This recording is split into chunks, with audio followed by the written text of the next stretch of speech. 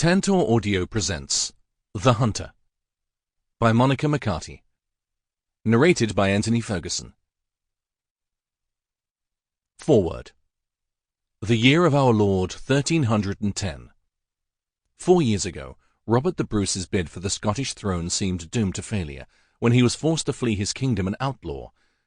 But with the help of his secret band of elite warriors known as the Highland Guard, Bruce has waged a miraculous resurgence, defeating the countrymen who stood against him to retake his kingdom north of the Tay.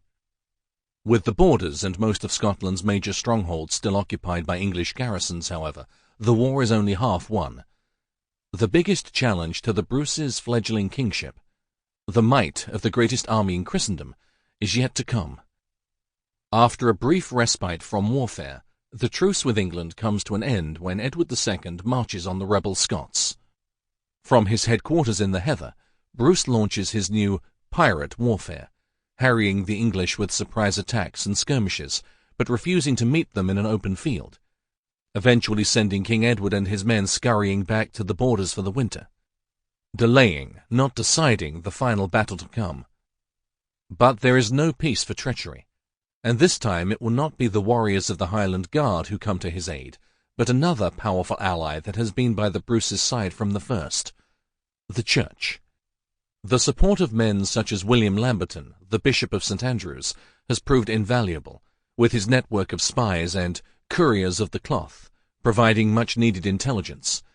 Intelligence that just may end up saving the Bruce's life. Prologue.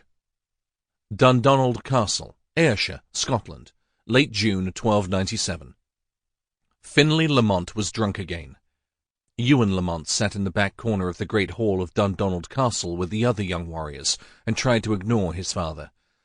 But every raucous burst of laughter and belligerent boast that filtered back from Finlay's table near the front of the hall made Ewen want to slide deeper and deeper into his bench. "That's your father?" one of the Earl of Menteith's squires asked. "No wonder you don't talk much. He does enough for both of you." The other young warriors around him laughed. Ewen wanted to bury his head in shame, but he forced himself to smile at the jest and act as if it didn't bother him. He was a man now, nearly 7 and 10, not a boy. He couldn't run away the way he'd done as a child every time his father drank too much or did something outrageous. But his father's lack of control, his lack of discipline, was going to ruin everything. As it was, this meeting was like a bed of dry leaves next to a fire just waiting for a spark to ignite. Though the great lords gathered in secret here today were kinsmen, all descendants of Walter Stewart, the Third, High Steward of Scotland, they didn't always see eye to eye. They had come to see whether they could put aside those differences long enough to fight the English rather than each other. Adding wild Finlay to the already volatile mix of men in the room was like holding up a blacksmith's bellows to fan the flames with hot air. Lots of hot air. But like Ewen, Finlay Lamont of Ardlamont was Sir James Stewart's man, and as one of Stewart's chief battle commanders, his father had a right to be there. If there was one thing Wild Finlay knew how to do, it was fight. It was keeping the fighting contained to the battlefield that was the problem. Wild Finlay's epitaph had been well earned. He was quick to fight, quick to argue, and quick to take offense.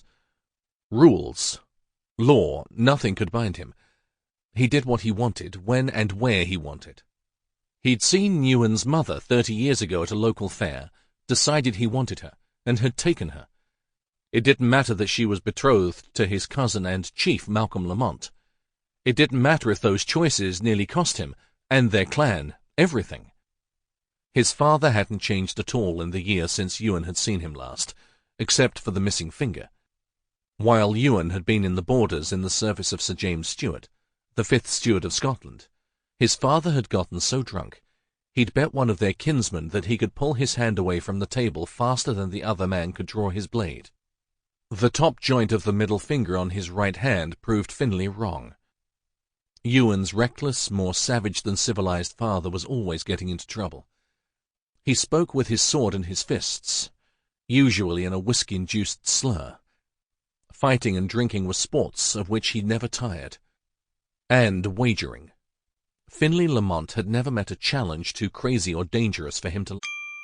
Sample complete. Ready to continue?